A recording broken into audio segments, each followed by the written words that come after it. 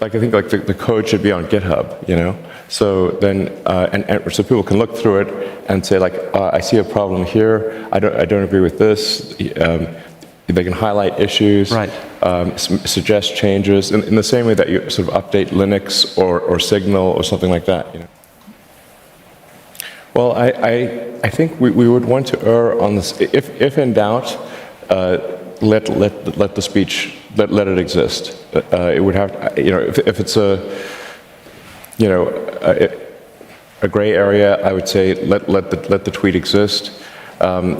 But obviously, you know, in a case where there's perhaps a lot of controversy, that you would not want to necessarily promote that tweet. If you know, so I'm not saying that I have all the answers here, but I do think that we want to be just very reluctant to delete things and have just be very cautious with permanent bans.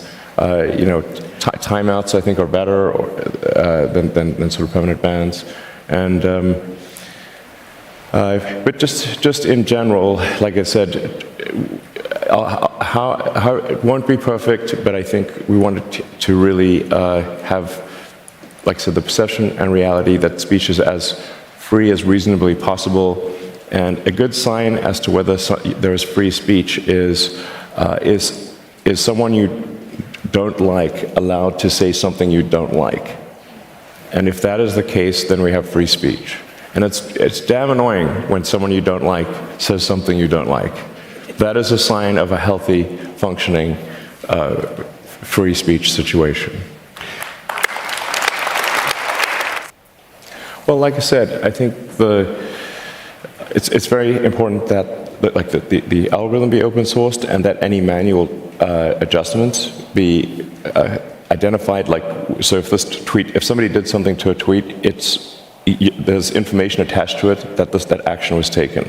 And I won't personally be, you know, in there editing tweets. But you'll know if something was done to promote, demote, or otherwise affect a tweet.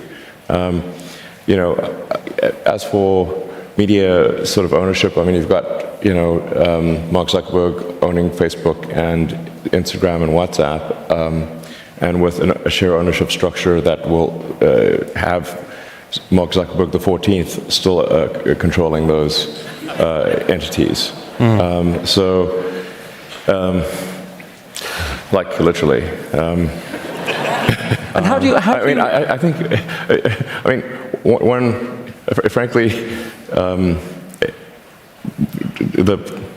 a top priority I would have is eliminating the spam and scam bots and the bot armies that are on Twitter. You know, I think these influence they make the product much worse. If I had a Dogecoin for every crypto scam I saw, we'd have more, you know, 100 billion Dogecoin.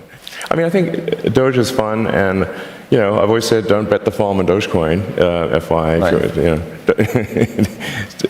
but I think it's I like dogs and I like memes, and it's got both of those.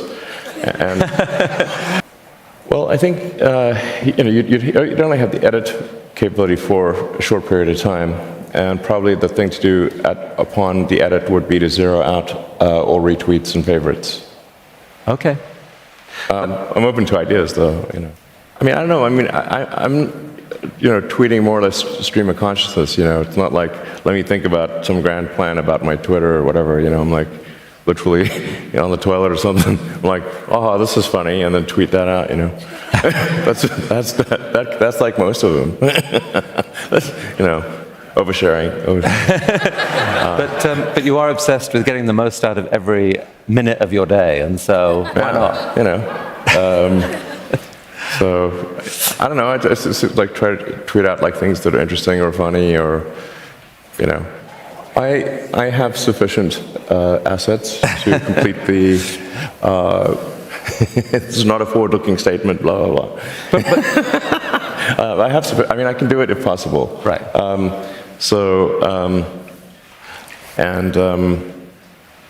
mean, I should say actually, even originally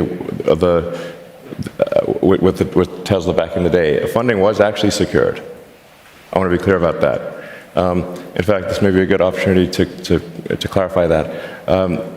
Funding was indeed secured, and I should say, like, why do I not have respect for the SEC in that situation? And I don't mean to blame everyone at the SEC, but certainly the San Francisco office. It's because the SEC knew that funding was secured, but they pursued an active public investigation nonetheless. At the time, Tesla was in a precarious financial situation, and I was told by the banks that if I did not agree to settle with the SEC, that the banks would cease providing working capital and Tesla would go bankrupt immediately. So that's like having a gun to your child's head. So I was forced to concede to the SEC unlawfully, those bastards, and now it makes it look like I lied when I did not in fact lie. Yeah, I mean, it's difficult to put yourself in the position at the time. Tesla was under the most relentless short seller attack in the history of the stock market. There's something called short and distort, where the barrage of negativity that Tesla was experiencing from short sellers on Wall Street was beyond all belief. Tesla was the most shorted stock in the history of stock markets. Yeah. This is saying something. So, you know, this was affecting our ability to hire people. It was affecting our ability to sell cars.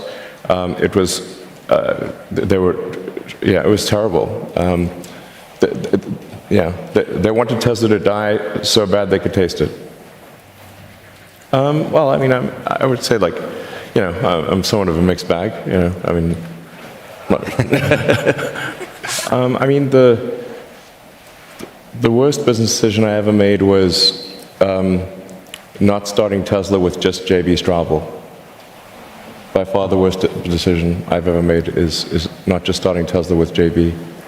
That's the number one by far. Right. There's a lot of confusion. Tesla did not exist in any. Tesla was a shell company with no employees, no intellectual property when I invested. But a false narrative has been created by one of the other co-founders, Martin Everhard.